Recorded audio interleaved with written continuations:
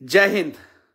मुझसे प्यार करने वाले दोस्तों से मैं एक विनती करना चाहता हूं। मनोज तिवारी भैया मेरे गांव में आए थे। भीड़ इतना ज्यादा हो गया कि मंच तक वो जा नहीं पाए और मंच पे उनका कार्यक्रम हो नहीं पाया। बहुत सारे लोग आए थे। कौन नहीं चाहता है कि उन्हें देखने और सुनने जो है बहुत सारे लोग आए, और मैं भी चाहता हूं। लेकिन उस प्यार के बीच में समस्या ये हो गया कि बहुत सारे लोग जो है फोटो खिंचवाने के लिए और भी बहुत सारी चीजों के लिए शरीर पे चढ़ गए। भगदड़ की स्थिति हो गई। बहुत सारे लोग जो है मेरे खपड़े के घर के ऊपर चढ़ गए। यहां तक कि बहुत सारे लोग जो बेरी होता है जिसमें हम लोग अनाज रखते हैं उसके ऊपर चढ़ गए। ये वहां पे घटना घटा। उसके बाद से वो मंच तक नहीं जा पाए। हालांकि उन्होंने बोला कि मैं मंच पे जाना चाहता हूं, लेकिन फिर जब निकलते समय उन्होंने भीड़ देखा और जब वो धक्का मुक्की हुआ तो उसके बाद से वो गाड़ी पे बैठे और हम लोग निकल गए। लेकिन आखिरी तक वो मंच पे जाके बोलना चाहते थे। ये तो एक घटना हुआ। दूसरा घटना, जब मैं सुपौल में गया था और वो सिकंदर जो हरियाणा के हैं, एक मजदूर हैं, उनके गांव में गया था, उनके घर पे गया था। मैंने सोचा था कि 300-350 किलोमीटर 400 किलोमीटर गाड़ी चला के हम लोग चंपारण से, पश्चिमी चंपारण से मैं अपने गांव से आ रहा हूं, तो मैं जाऊंगा तो सिकंदर भाई जो है, उनकी पत्नी यानी हम लोगों की भाभी जी जो है वो खाना बनाएंगी और हम लोग खाएंगे। हम लोगों को भूख भी बहुत ज्यादा लगा था। लेकिन वहां पे जो लोगों का भीड़ मैंने देखा, मैं खुश हो गया कि बहुत सारे लोग आए हैं। लगभग लाखों लोगों की भीड़ वहां पे थी। और मैं ये मुंह से बोल रहा हूं लाखों लोग, तो लाखों लोगों से ज्यादा ही हो सकते हैं। आप लोग जाके पता कर लीजिएगा। सिंगल डे इंफॉर्मेशन था, मतलब सुबह में वहां के लोगों को पता चला और शाम तक कैसे भी करके खींच खाच के मुझे मंच पे चढ़ा दिया गया। जब मैं मंच पे चढ़ा तो मंच पे इतने सारे लोग चढ़ गए। पहले तो सबको उतार दिया गया, धीरे धीरे इतने सारे लोग चढ़ गए कि मंच टूट गया, लाइट कट गया, भगदड़ की स्थिति पैदा हुई। मैं जो है बगल वाले घर में गया। बगल वाले घर जो है वो टीन का था। उसके घर के ऊपर, टीन के ऊपर लोग चढ़ गए, पेड़ के ऊपर लोग चढ़ गए, जो समियाना था उसके ऊपर लोग चढ़ गए, जो बगल में फूस का घर था उसके ऊपर लोग चढ़ गए। भगदड़ की स्थिति हुई। और जहां पे मैं 1-1.5 घंटे आप लोगों से बात करने वाला था, वहां पे मुझे 15 मिनट में निकलना पड़ा। उसके बाद से जब मैं गाड़ी में बैठा, दोनों तरफ से रोड पतला, कंजेस्टेड रास्ता, दोनों तरफ से भीड़, दोनों तरफ से भीड़, और निकलने नहीं दे रहे थे लोग। अब जरा सोचिए, ये मनीष कश्यप जो गरीबों के बीच में, आम आदमी के बीच में, आप लोगों के बीच में रहता है, वो कैसे रहेगा आप लोगों के बीच में? आप ही लोग बताइए। फिर मुझे जो है 4-5-10 बाउंसर लेके चलना पड़ेगा। फिर मुझे जो है बहुत सारे व्यवस्थाएं लेके चलनी पड़ेगी। फिर मैं जो है कहीं भी चला जाता हूं वहां पे नहीं जा पाऊंगा। फिर मैं वहीं पे जाऊंगा जहां पे बहुत ज्यादा मैदान हो, खुला मैदान। अरे यार, मुझे गरीब लोगों के बीच में, बिहार के मजदूरों के बीच में रहने दीजिए प्लीज। मुझे रहने दीजिए, मैं विनती करना चाहता हूं। सुपौल के बाद से जो है मैं अररिया गया। अररिया के भरगामा ब्लॉक के बिसहरिया पंचायत में गया। वहां पे बहुत सारे लोग आए थे। उन लोगों ने सुना। वहां पे भी 10,000 के आसपास लोग आए थे। उन लोगों ने सुना, शांति से सारी बातों को सुना। मैंने शांति से सारी बातों को बताया। उसके बाद से एक तराजू पे मुझे तौला गया। एक साइड मैं बैठा था, एक साइड जो है लड्डू, और लड्डू से मुझे तौला गया एक तराजू पे। वहां पे भी बहुत सारा भीड़ हो गया। बहुत सारे लोग ऊपर चढ़ गए। बहुत सारे लोग चाहते हैं कि मनीष कश्यप के साथ फोटो हो जाए, गमछा पहना दे। अरे यार, आप लोग बेहद प्यार करते हैं, बहुत प्यार करते हैं, मुझे पता है। और जो ये लोग हैं वो सब के सब साधारण परिवार के, गरीब परिवार के लोग हैं। और इनकी जाति कुछ नहीं है। इनकी जाति बस इतनी ही है कि इनके आंखों में सपने हैं जो सरकार पूरा नहीं कर रहा है, और उन्हें उम्मीद मेरे से है, बस इतना ही।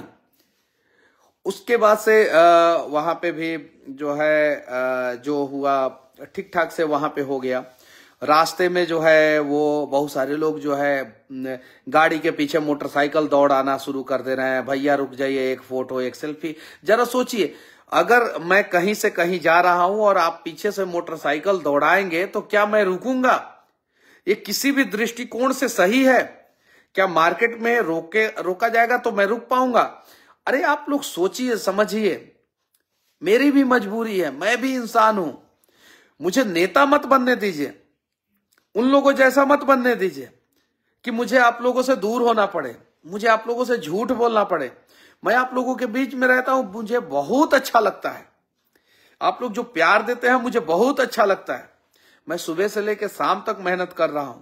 जेल से निकले हुए लगभग 14 दिन हो गया। 23 तारीख को निकला था, आज 6 तारीख है, उधर 8 दिन और इधर 6 दिन, 14 दिन हो गया। 10-11 हजार किलोमीटर से ऊपर मैं सफर कर चुका हूं इन 14 दिनों में। किसके लिए सफर किया?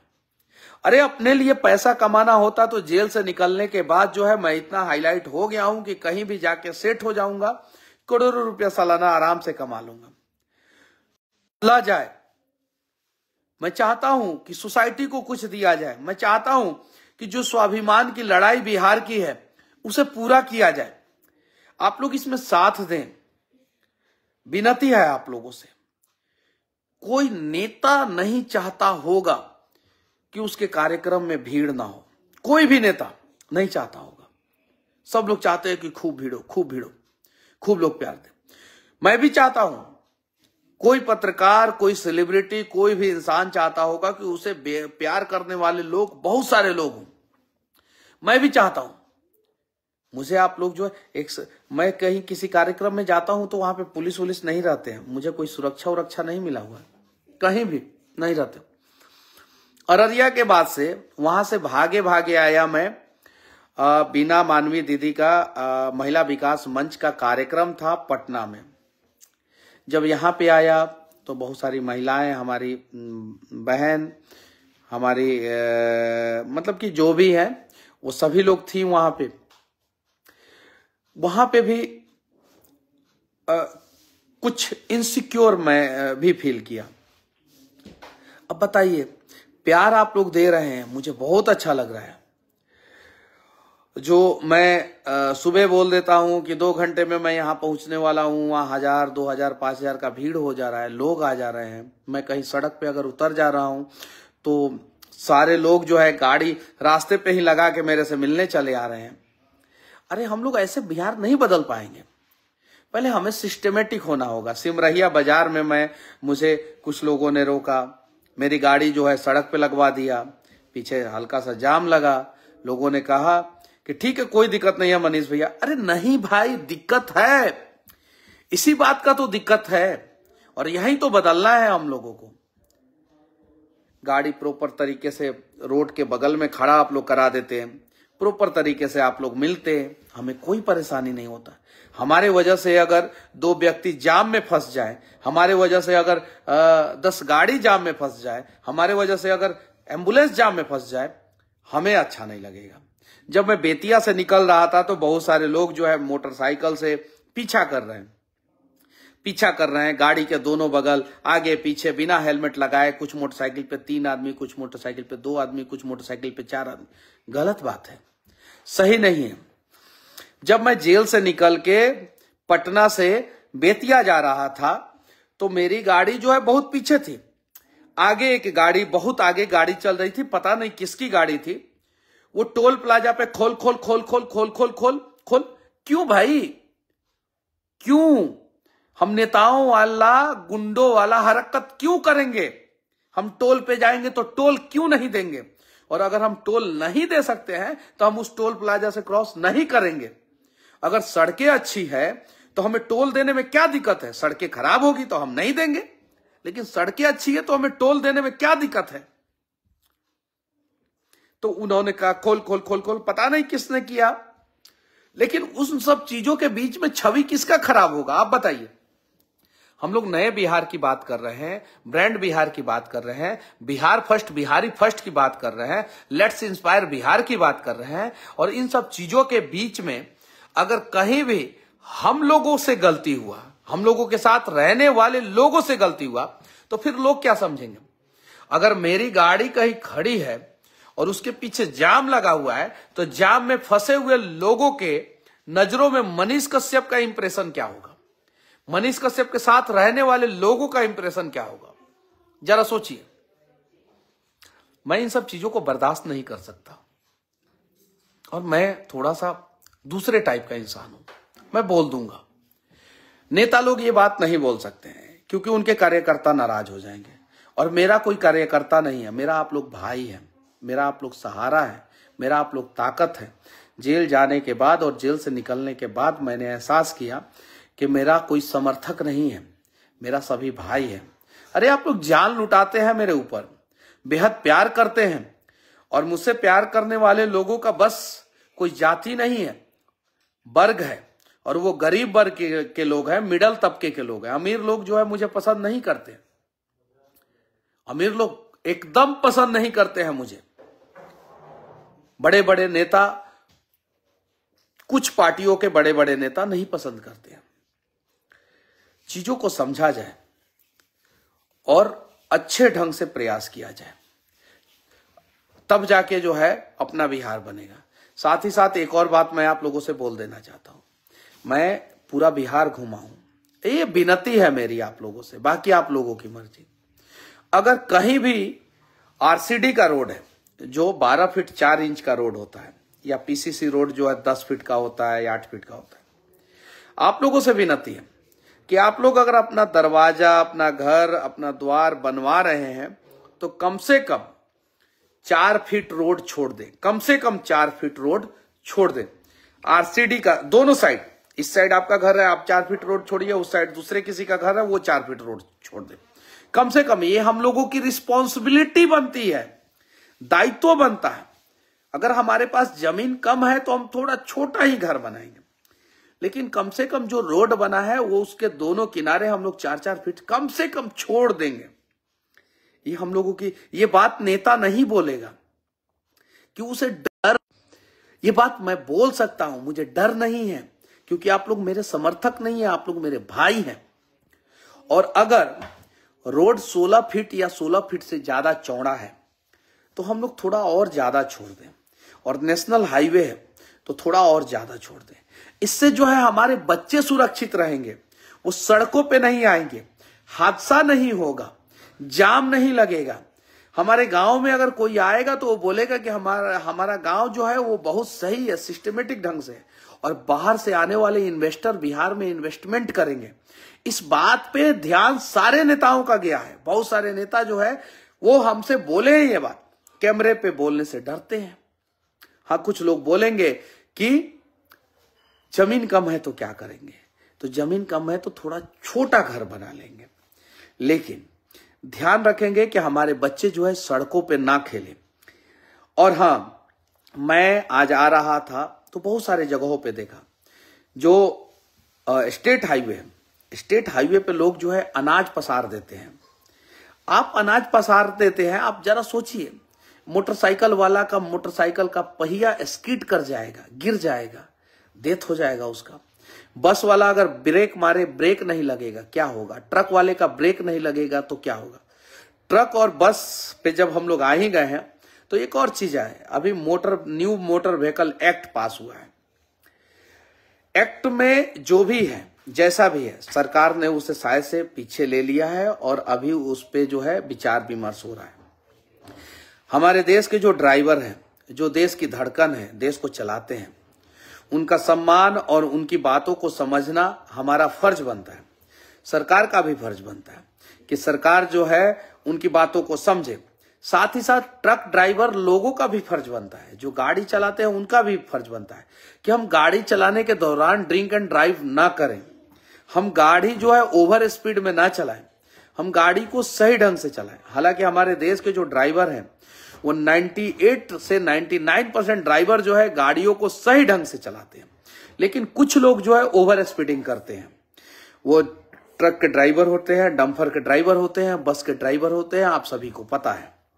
तो उन लोगों से विनती है कि आप 1% 2% लोग गलती करते हैं और 98% लोग दंडित होते हैं जो निर्दोष हैं।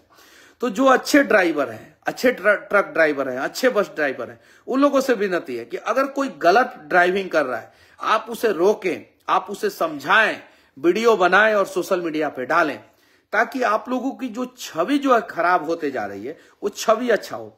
लोग बोलते हैं कि ट्रक के ड्राइवर ये है वो है ऐसे है, दारू पी के गाड़ी चलाते हैं। ऐसा नहीं है, मैंने ट्रक के ड्राइवरों को बहुत करीब से देखा है। 100 में से 98 ट्रक ड्राइवर दारू पी के गाड़ी नहीं चलाते। हालांकि कुछ लोग जो है दारू पीते हैं, ये बात सही है, लेकिन दारू पी के 98 ट्रक ड्राइवर 100 में से नहीं गाड़ी चलाते हैं। जो 2 ट्रक ड्राइवर हैं उनके वजह से सारे ट्रक ड्राइवर बदनाम होते हैं।